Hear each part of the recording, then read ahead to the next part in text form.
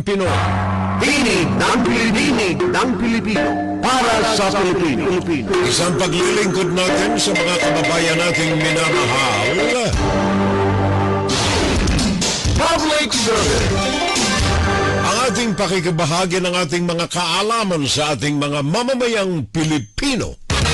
Ugnayan, pakinggan. Dito lamang yan sa ating palatuntunan tuwing araw ng Sabado. Saturday Live. At ito ang inyong pakikipagtalamitam sa Inside, Guro-Guro, Opinion, and Saturday Live. Agapay po ang inyong abang lingkod, naglilingkod sa puso damdamin ng ating mga kababayan. Pakinggan si Ferrell Salvo tuwing Sabado dito sa FGS Web Radio para sa mga Pilipino. Kayo ba ay, kahit kayo na bansa, kayo ba ay pro or anti Donald Trump? Kayo ba ay panig o salungat sa pamamahala ni Donald Trump? Well, irrespective kung anong panig kayo, pakinggan ninyo ang usapan natin ngayong araw na ito. Sabagat ang ating usapan na ito ay batay sa mga pananaliksik, mga utak, mga isip ng mga tao na may malawak na kaalaman, analytical mind, sa mga ginagawa hindi lamang ng presidente ng Amerika, kundi sa takbo ng politika, especially politics at ekonomiya, economic or investments ng mga bansa ng daigdig. Particular, yung mga nakariruwasa ng mga bansa sa daigdig headed by the United States of America. Ayon po rito sa mga masusing mga pagtimbang-timbang nitong mga may malawak na kaalaman sa takbo ng politika at negosyo sa daigdig. Sabi niya, etong mga ginagawa ni Donald Trump ngayon is a brilliant historical move for the President of the United States. A brilliant historical move for the President of the United States, Donald Trump. And it is benefiting itong pag-atake sa Venezuela at ganun din sa Iran kasalukuyan at ang plano sa Cuba, it will benefit people that has some direct links to these countries. Countries and people na may direktong ugnayan sa mga bansa na ito. Masama man o mabuti ang pakikipag-ugnayan sa mga bansa na ito. In a nutshell, sabi nitong mga henyo na ito, ang kilos na ito ni Donald Trump is not directly, kung titingnan ninyo ang mga galaw niya, ay hindi yung galaw niya mismo, kundi ang meaning, ang kahalagahan kung bakit niya ginagawa ito. Sabi ng mga ito, in a nutshell, sabi ko na nga, nagpapahina ito sa ilang mga bansa. Ang kanilang bullying, ang kanilang dominance, ang target ni Donald Trump. Especially ang mga bansa ng Russia at saka ng China. At ang Pilipinas at ang mga bansa na kaakibat nito sa Southeast Asia ay malaki ang benefisyong tatanggapin dito sa ginawang pagkilos na ito ni President Donald Trump sa Amerika. Now, bago natin talakayin kung paano mangyayari yung sinasabi nitong mga dalubhasang mananaliksik na ito at mga observer sa political, economic, and military actions ni President Donald Trump, balik tanawin natin itong mga unang mga naganap. Nagsimula sa Venezuela. Bago pa ang pagtangay ng Amerika ay Maduro nitong Enero 3, nagkaroon na ng mga paghahanda si Donald Trump sa kanyang ikikilos na ito diyan sa Venezuela. Kumbaga, well-planned. Ayon dito sa mga analysts at mga official statements na itong pagkilos na ito ni Donald Trump ay planado ng husto. Kasama na ang pagtangay ng Amerika noong Enero 3 kay President Maduro. Kumbaga ito nasa well-planned operation even before, bago pa man naupo sa ikalawang pagkakataon si Donald Trump ng Estados Unidos. Well-planned that has started even during the first period of Trump as the 44th President of the United States. So yan ang Venezuela operation. Ang tawag nila rito ay Operation Absolute Resolve noong Enero 3. Ang justification dito ng gobyerno, well, alam natin ng lahat, ang government justification dito is that it is necessary. Sabagat panganib, ang Venezuela sa Amerika, binigyan niya na ng warning si Maduro dahilan sa drug flow patungo sa Estados Unidos. So kumbaga, ang unang pangunahing operasyon ng Amerika, dahilan ng pagtangay kay Maduro, Nicolas Maduro, at ang kanyang may bahay, Celia Flores, ay itong government narco-terrorism issue ng Estados Unidos. Ikalawa riyan, of course, itong langis, ang oil, ang dahilan, as we know it, ng Estados Unidos. At ang ikatlong issue riyan na inilatag ng Amerika, ang migration, ang pagpasok ng mga illegal na mga Latinos from Venezuela dito sa Estados Unidos. Mga pangako na binitawan ni Donald Trump sa kanyang election campaign na kanyang tinutupad. Sabi ito ng mga dalubhasang mananaliksik sa larangan ng politika, ng ekonomiya at militar ng Estados Unidos. Ngayon, etong Iran na kasalukuyan nagaganap, pangatlong linggo na dito sa Amerika. Ang Iran, joint strike ng Israel at saka ng Estados Unidos sa Iran. Ang tawag nila rito ay Operation Epic Fury. Inilunsad simula noong Pebrero 28. Alam natin ang mga kadahilanan nito, ang mga nakapublika na mga dahilan na ibinigay ng gobyerno natin sa Amerika sa ating mga mambabasa, sa ating mga nagmamasid. Number one, the government justification is yung nuclear threat ng Iran dito sa Amerika. Ang kanilang tanong, isa sa mga analysis ng mga military heads ng Pentagon, Mr. President, ang Iran ay sa tulong na rin ng mga previous presidents ng Amerika, binusbusan ng pera ang Iran upang maging kalmado lamang ang Iran, si Khamenei, na hindi ituloy ang kanyang nuclear dream for Iran. Ginamit ang pera na galing kay Barack Obama, kay Biden, upang palaguin ang nuclear power o nuclear arsenal ng Iran. Kaya sabi ni Trump, tama na. Tapos na ang maliligayang araw na ito. Justification ng US government sa pagsalakay sa Iran, putulin, pulbusin ang nuclear threat na ibinabadya ng Iran sa Amerika. Sabi nila, very clear ang ambisyon ng Iran. Alam naman natin na ever since kill America, kill Americans, ang motto, ang pananaw ng Iran, especially the radical Iranians, laban sa Amerika. Kaya kailangang alisin. Ang isa sa mga basihan nito is that during those period na i-develop nila yung short-range missiles, ayon sa kanila, okay lang ito. Hindi nakapagbibigay ng pangamba sa Amerika. Short-range, hindi aabot sa mga lupa ng mainland USA.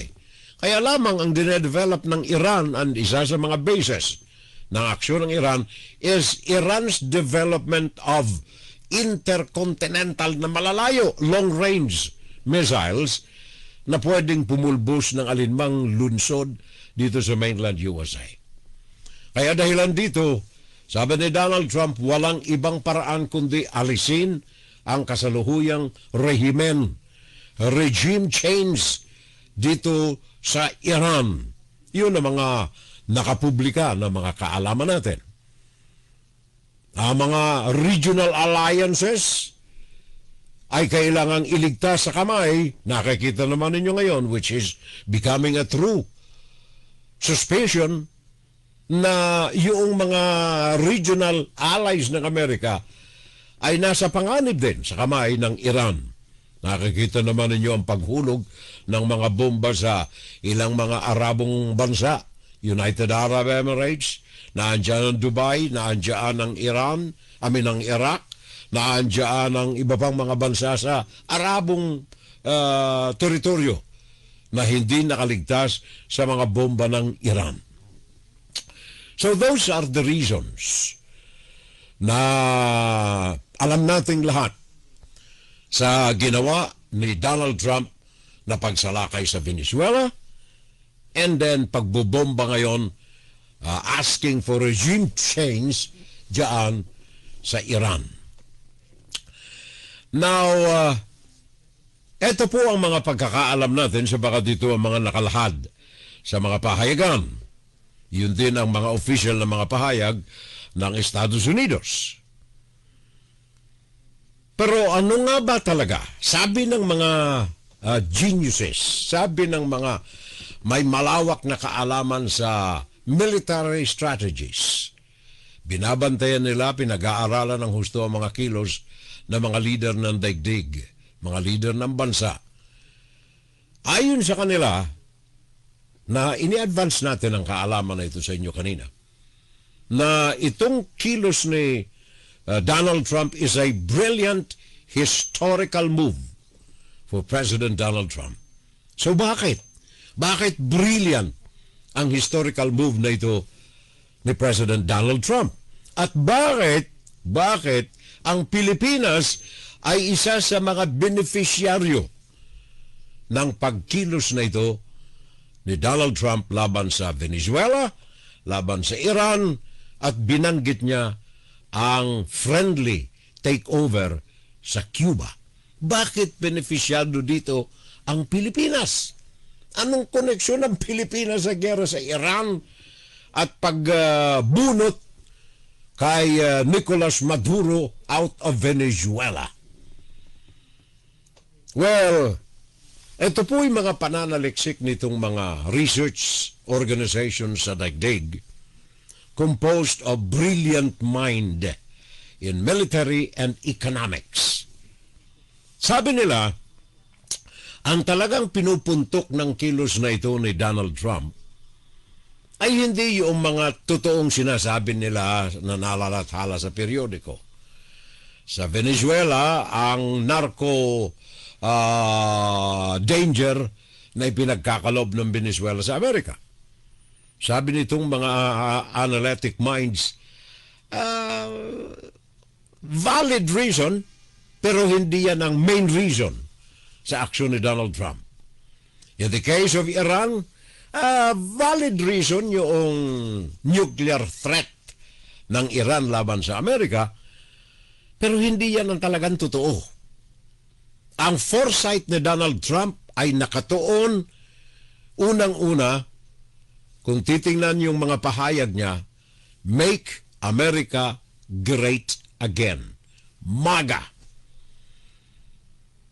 Sa utak ni Donald Trump, napansin niya na pinabayaan ng mga dating presidente, and even this brilliant minds na pinagbasehan natin itong diskusyon ngayon, naniwala sila.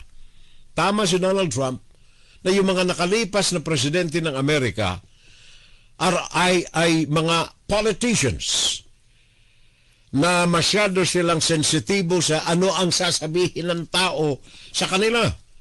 Even Ronald Reagan, sabi nitong mga research groups na ito, totoo na genuine ang pagmamahal nila sa Amerika, pero wala silang ginagawa upang genuine na mapangalagaan ang kinaharap ng Amerika.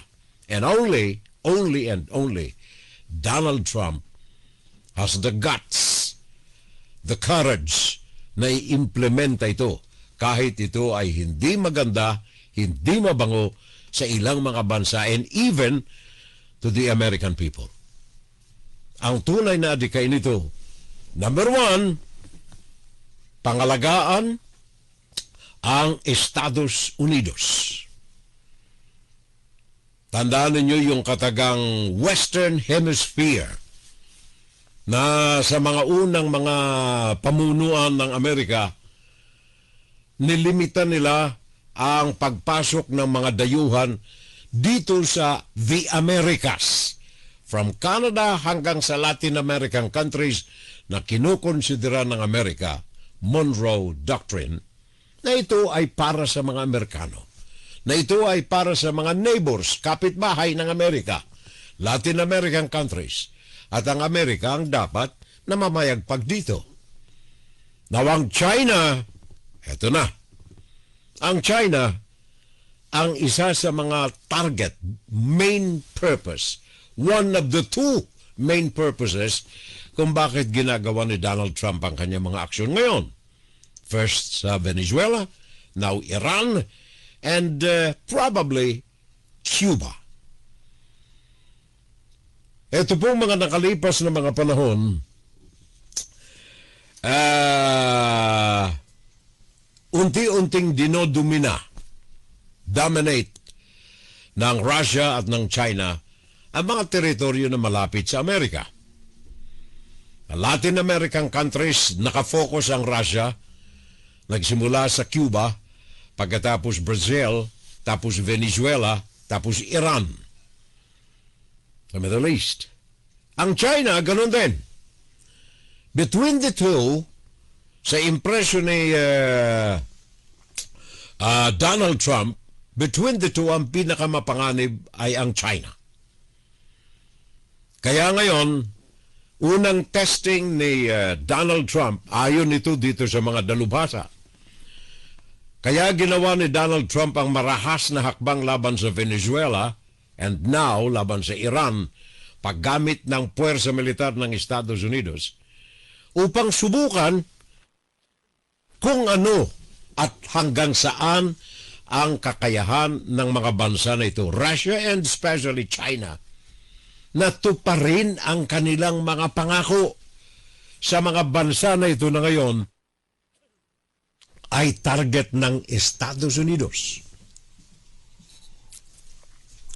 Alam natin lahat na ang China, especially ang China, ay may mga pinirmahang kasunduan dito, wag na yung ibang bansa, but maraming iba pa, dito sa Venezuela at saka sa Iran. May mga kasunduang pinirmahan ng China na trade, negosyo, at saka military aspect, supply, at pakikiisa. Bagaman short ng pirmahan na ang gera sa Iran o gera sa Venezuela ay gera rin ng China. Walang ganon. Kagaya ng NATO, North Atlantic.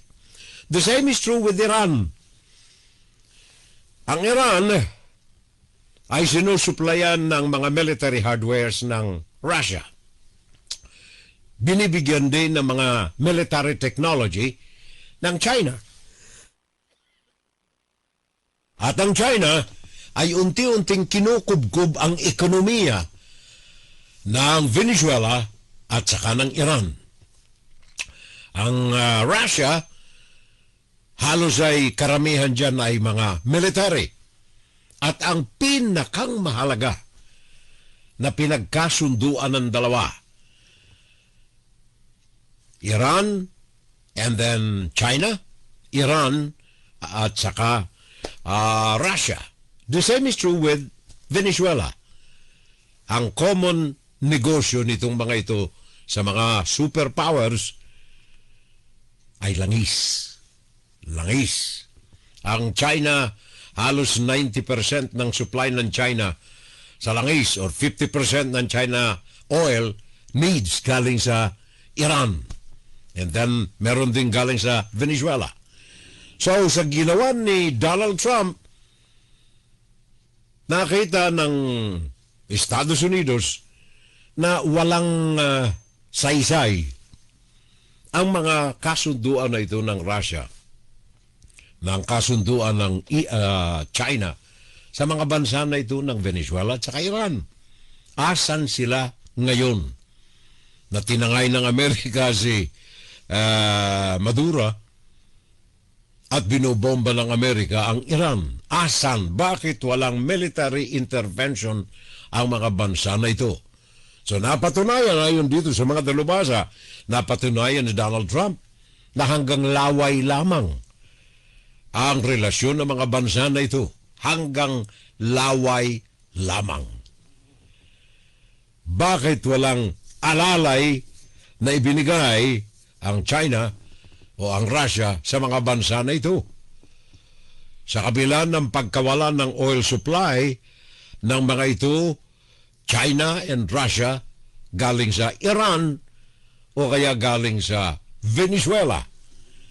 Nasa saan ang military ties ng mga bansa na ito dito sa mga sinalakay ng Estados Unidos? So the reality, ang katotohanan dito sa adikain ni Donald Trump, ang target nito ay pahinain ang mga bansa na ito. Lingid sa ating kaalaman ng Estados Unidos, I don't know kung alam, ang Estados Unidos ang main supplier ng mga military finances and even materials diyan sa Ukraine laban sa Russia. Rhetorically, ay tinatapik ni Donald Trump ang balikat ni Vladimir Putin, pero ang supply ng Amerika ang nagpapalakas sa laban ng Ukraine. Ang end result, paghina ng Russia. More than 1 million Russian soldiers ang mga namatay na sa laban na ito. Nasabi ni Vladimir Putin, tatagal lamang ng 1 buwan. Ngayon 3 taon na ang gera ng Ukraine. Hindi matalo-talo ng Russia. In other words, kung lakas militar ang titingnan sa Russia, mahinang-mahina ang Russia. Isang maliit na bansa, Ukraine, hindi niya matalo. Nakita ito ni Donald Trump at isa sa mga ginawang hakbang na ito ni Donald Trump laban sa Venezuela, laban sa Iran, ay pagtantya ng military power ng Russia. On the other hand, sa China, yun din ang gustong tingnan ni Donald Trump. Hanggang saan ang mga laway na pantapik ni Xi Jinping sa mga leader ng Venezuela at saka ng Iran. Ayon dito po sa mga pananaliksik na itong nakita natin, the end game here is all about China. Sabi ng mga eksperto, by the way, sabi ni Donald Trump, it was my opinion, ito'y quote ko ito dito sa mga pinagbasihan din itong mga eksperto na ito, na batayan ng kanilang pananaliksik. Ano ang tunay, the true goal of America dito sa Iran, Venezuela, advances na ito ng Estados Unidos? Sa tinig ni President Donald Trump, sabi niya, it was my opinion that they were going to attack the United States first.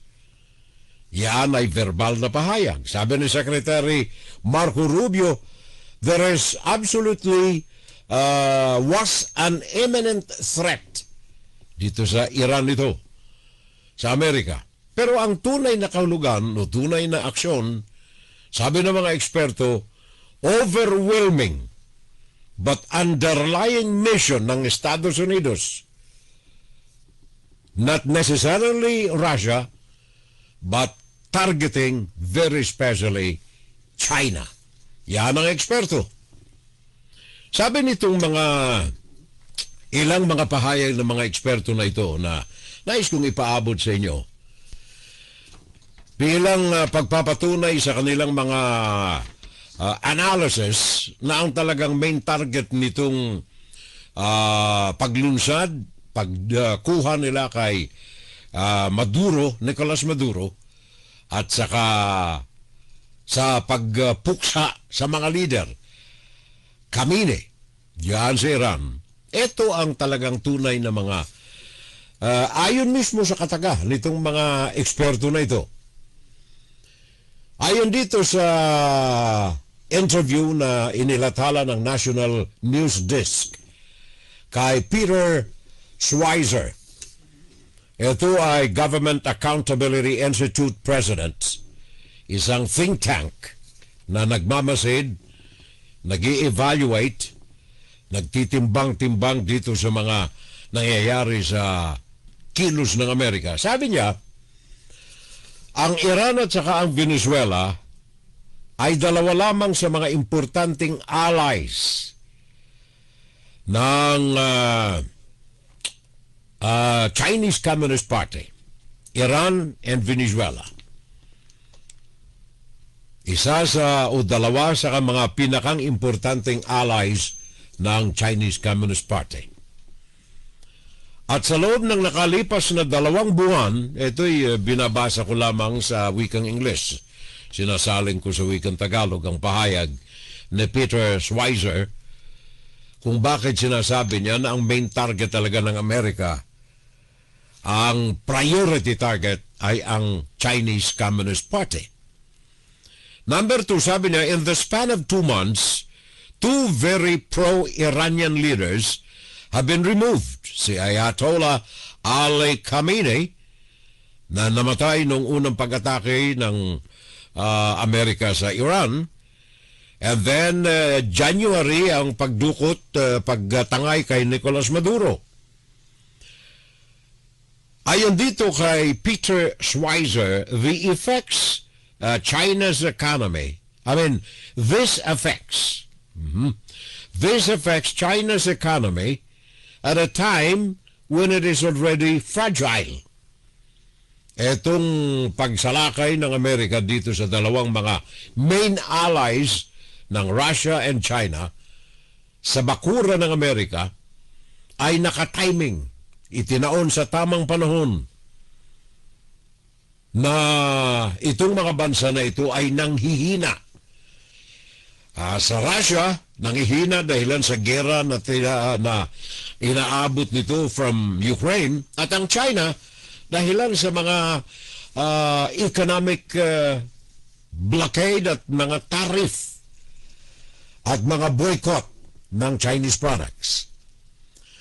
Sabi ni Gordon Chang, ito naman ay senior fellow ng Gatestone Institute, meron kang economy sa China that is addicted to discounted oil coming from Iran and Venezuela.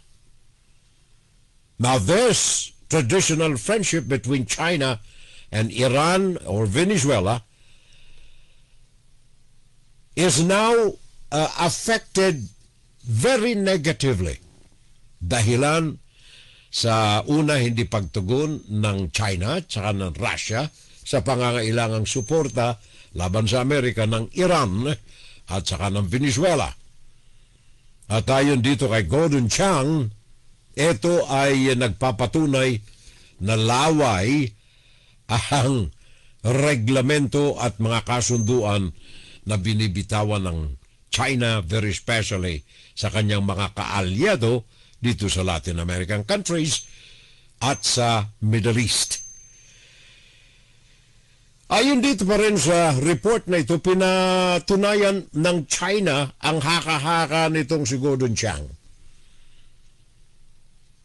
na mahina ang China sa pagresponde sa mga ganitong uri ng panganib ng kanilang mga partners, sa report na rin ng Xinhua News Agency Naayon dito, isang phone call ang naganap sa pagitan ng China at Iran na kung saan ang China ay nagsabi na kanilang ipinauubaya at bukas palad na tinatanggap ang kanilang traditional friendship between China and Iran in particular. Support both in defending the sovereignty and security. Pero sabi ni Gordon Chang, matamisan dila, wala sa gawa. At ito ay nakikita ng Amerika, ayon dito sa mga eksperto. At itong ginawa na ito ng Amerika laban sa Iran ay pagpapatunay lamang ng paniniwala ni Donald Trump na laaway lamang ang kapital ng mga bansa na ito.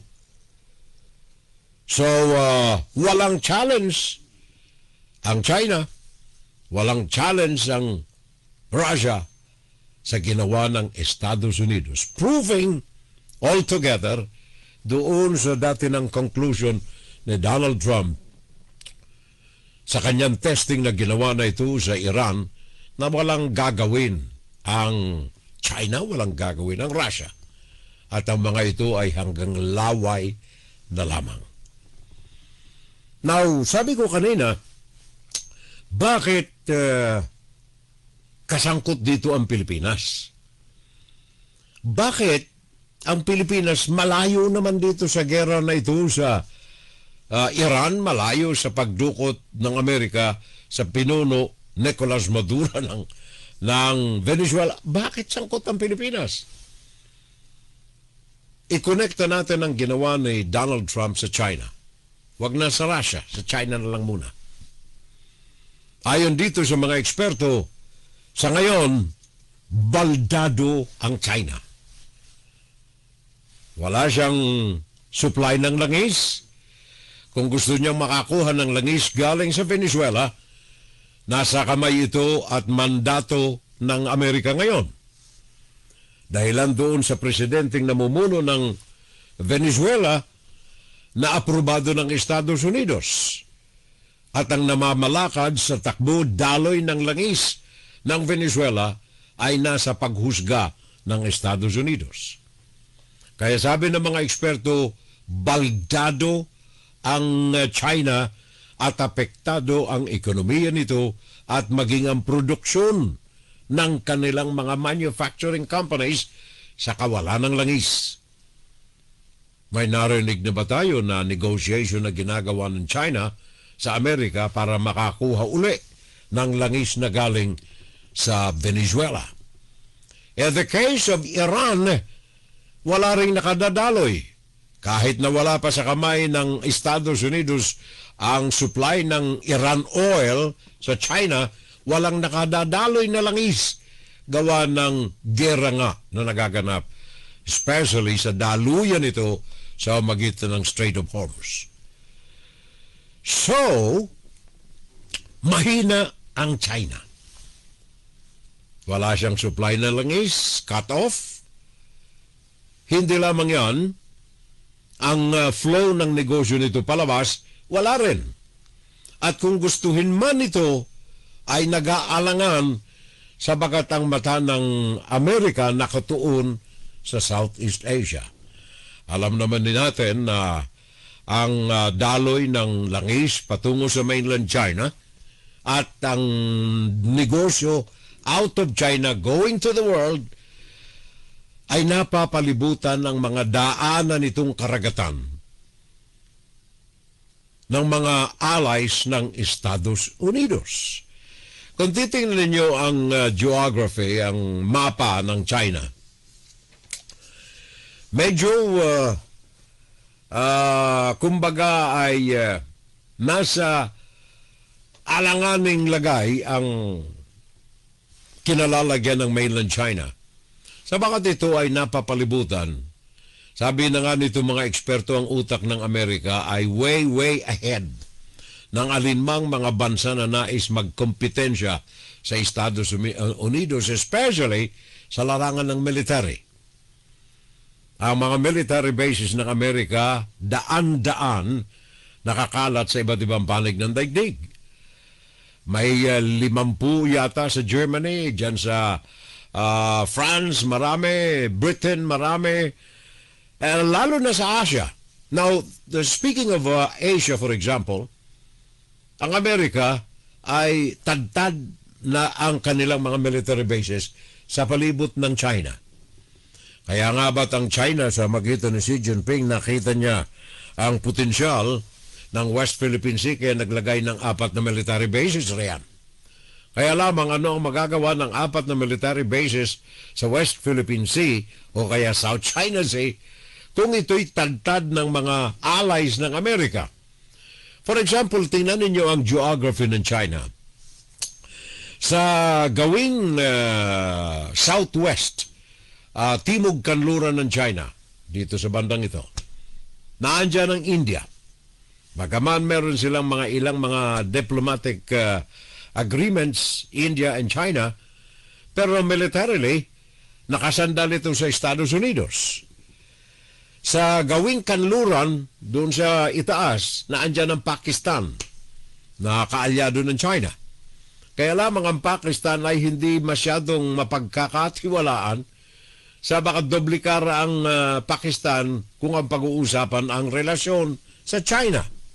And then sa timog or south and southeast, dito baldado ang defensa ng China. South o timog and then southeast, timog silangan, napapaligiran ito ng mga kaalyado ng Amerika. For example, dyan sa South China Sea, dito sa Malacca Strait, nandiyan ang Malaysia, nandiyan ang Singapore, na pwedeng isara. Yun ang choke point ng negosyo ng China, Malacca. Kung ayaw mong gamitin yan, ang pwedeng labasan ng negosyo ng China dito sa gawing silangan, nandiyan ang Malaysia, nandiyan ang Pilipinas, and then ang Taiwan, and then ang South Korea, and then ang Japan. Lahat ng ito'y nakapaligid sa harapan ng South China Sea.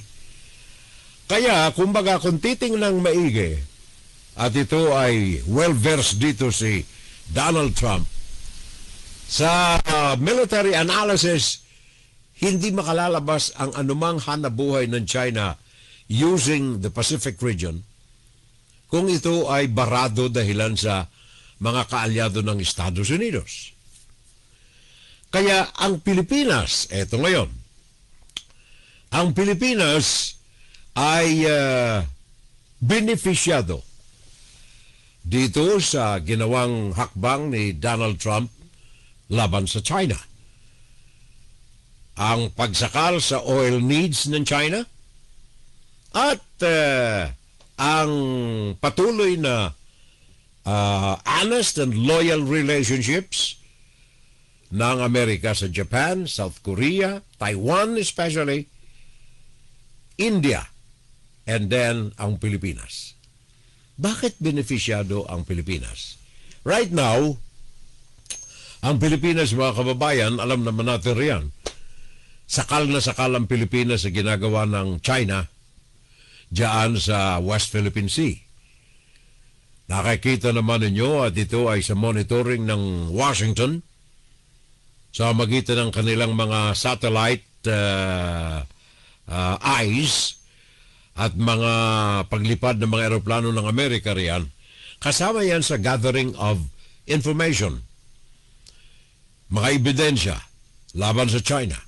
Isa rin yan sa pinagbatayan ng Washington sa desisyon nito na paglunsad ng military operations sa Iran. Main target, China. Pahinain ito. Isa sa mga adikain nito ang humina, ang clout, ang operation, ang ekonomiya ng China, especially sa mga dealings nito sa kanyang mga neighboring countries, specifically and very importantly, ang Pilipinas. Sabi nitong mga eksperto na itong mga kababayan ko, ang key geographic vulnerability ng China as far as the neighboring countries are concerned ay isa sa mga binigyan ng masusing analysis ng mga planners sa ilalim ng pamumuno ni President Donald Trump sa kanilang operasyon, susog na rin doon sa kanilang kanilang adikain, Make America Great Again, MAGA. Ang kanilang sole economic competitor ng Estados Unidos sa ngayon, ang China. Ang number one na mapanganib na nakikikumpetensya, tandaan ninyo ang China ay meron siyang BRICS, na ayun ang samahampang ekonomiya ng China dahilan sa pagkadiskaril ng One Road, One Belt Initiative ni Xi Jinping. Sa maagang panahon ay nadiskubre ng mga pinagsamantalahan ng China, binusbusan ng mga lagay ng China ng mga bansa sa Africa, diyan sa Asia, para lamang maisulong ang One Road and Belt Initiative.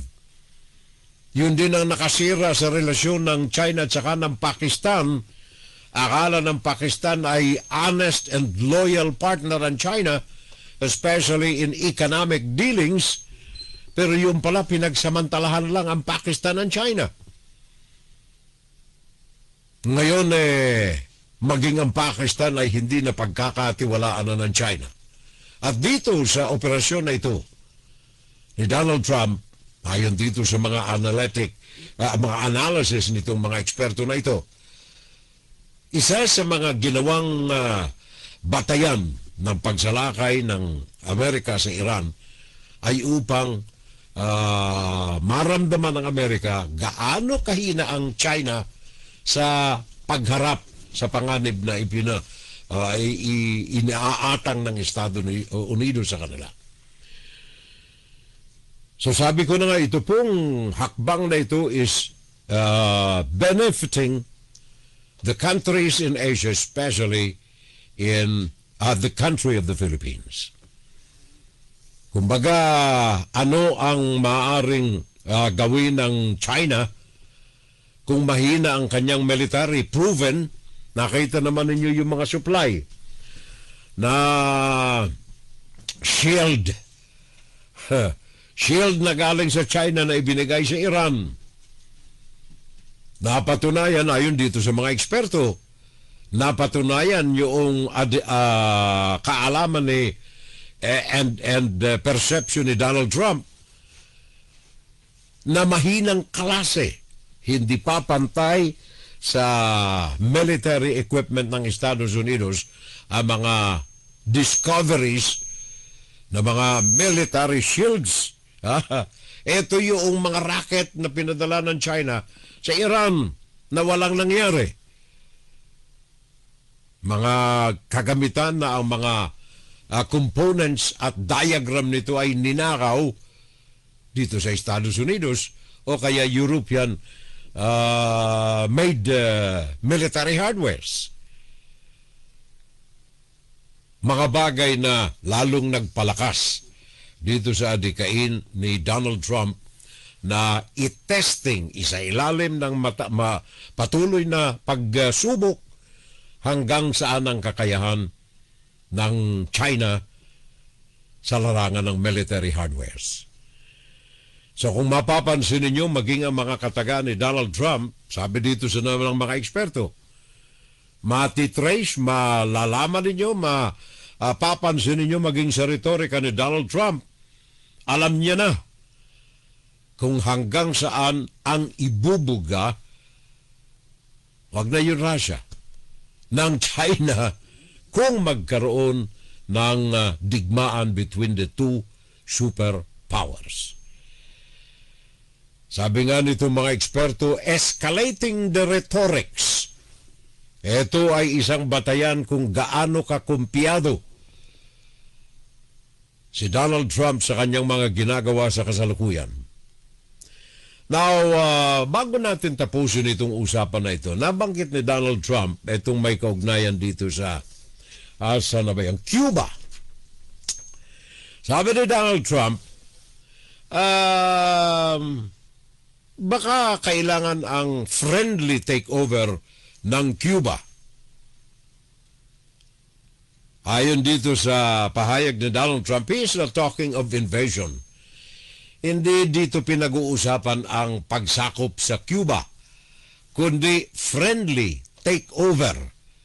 Sa madaling sabi, again, regime change, pagpalit ng pinuno. Naalala ko tuloy, ano kaya kung tuloy-tuloy itong mga kaguluhan natin dyan sa Pilipinas na ang ilan sa mga naandyan kagaya ni Vice President Sara Duterte na nag-aadika na maging presidente ng Pilipinas. Ano kaya kung friendly takeover na rin dyan, ano? Ang Amerika sa Pilipinas. Kung itong panganib ng China ang pag-uusapan natin, I would rather recommend, takeover na rin, friendly takeover, kaysa sa mapa sa kamay ni Xi Jinping. Remember, si Xi Jinping ay komunista. Ang kanyang pinamumunuan ay bansang komunista. Mahigit isang dekada na, magdadalawang dekada na si Xi Jinping sa kanyang pwesto. Samantalang si Donald Trump ay magtatapos yan sa loob ng 4 na taong termino niya. Sa madaling sabi, kung wala na si Donald Trump, si Xi Jinping nandiyan at si Sarang sa Pilipinas, mati na kayo. Matutuluyan talaga yung province of China. Lalayo tayo ng konti. Tapusin natin ang usapan natin na ito, mga kababayan. Diyan sa Pilipinas, not only that America is testing the military and economic powers of China. Na ngayon ay nakita nila, sabi ng mga eksperto na ito, nakita sa magitan ng developments na nagaganap dito sa Iran-US-Israel war, ang una attitude ng Russia and especially China na harapin ang Amerika. Negative na, walang nangyari. Sa madaling sabi, pinatunayan ayon sa mga eksperto, ang nauna ng mga conclusion ni Donald Trump na hindi kakasa. Hindi talaga tutugon ang China sapagat alam ng China na hindi nila kaya hanggang ngayon ang Estados Unidos. Naalala ko yung mga napag-usapan natin ng mga nakalipas. Ang China ay iba ang sinasabi at iba ang nagagawa. So sabi nitong mga eksperto, maliwanag na pinatunayan ni Donald Trump ang kanyang nauna ng mga retorika na hanggang salita lamang ang kayang gawin ng Chinese Communist Party ni Xi Jinping dito sa mga pakikipagsagupa nito sa Estados Unidos. At tama rin itong ginagawa ni Donald Trump. Sabi nga ni Pampilo Lacson, tama na. Enough is enough. And Donald Trump, sabi dito ng mga henyo, ang ginawa ni Donald Trump is a brilliant historical move. Yan ay sabi ng mga eksperto dito sa aksyon ni Donald Trump sa Iran at saka sa Venezuela. Yan ang ating insight. Second hour ng ating Insight, Guro-Guro, Opinion, and Saturday Live. Ang ating international news, mga kapitbahay, mamaya lamang sa huling bahagi ng ating Fun Saturday. Fun Saturday Live! Saturday Live! Sabi ni June Day, I am for Donald, the common sense president. His track records are commendable. Make America great